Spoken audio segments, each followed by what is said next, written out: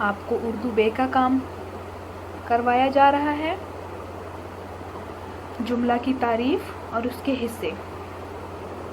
جملہ لفظوں کا وہ مجموعہ جس سے پورا مطلب سمجھ آ جائے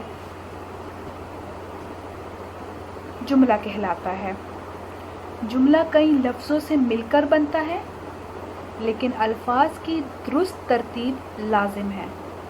مثلاً کسی کو گالی نہ دو، آؤ سیر کو چلیں، یعنی مختلف الفاظ مل کر جملہ بناتے ہیں، لیکن ان الفاظ کی ترتیب ہونا ضروری ہے۔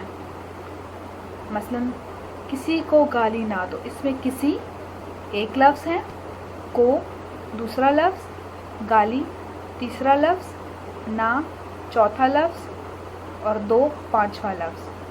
ان 5 الفاظ کے مجموعوں کو ملا کر، ان 5 الفاظ کا مجموعہ بنا کر ایک جملہ بنا ہے۔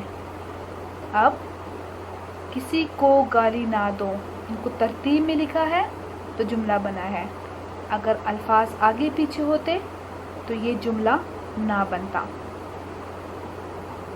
مثلاً اگر نہ، کو، دو، کسی، گالی، انہی الفاظ کی اگر ترتیب ہم آگے پیچھے کر دیں تو یہ جملہ نہیں ہوتا۔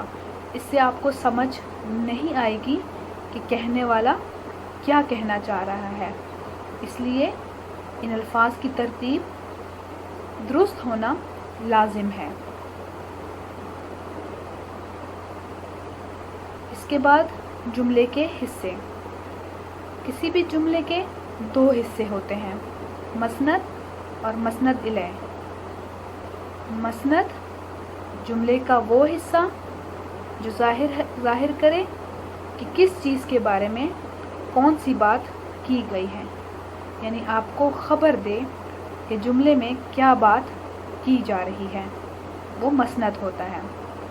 مسند الیہ جملے کا وہ حصہ جو ظاہر کرے کہ کس کے بارے میں بات کی گئی ہے۔ مثلاً علی پڑھتا ہے، سعدیہ خوش ہے۔ ان جملوں میں خوش اور پڑھتا مسند، یعنی جس چیز کے بارے میں بات کی جا رہی ہے، پڑھنے کے بارے میں بات کی جا رہی ہے اور خوشی کی بات کی جا رہی ہے، تو پڑھتا ہے اور خوش ہے یہ مسند ہے۔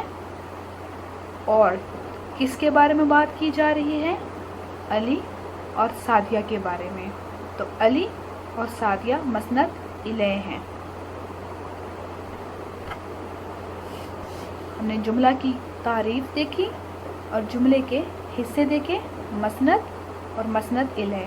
مسند یعنی جس چیز کے بارے میں آپ کو خبر دی جا رہی ہو، اور مسند الیہ جس کے بارے میں بات کی جا رہی ہو، اسے مسند الیہ بولتے ہیں۔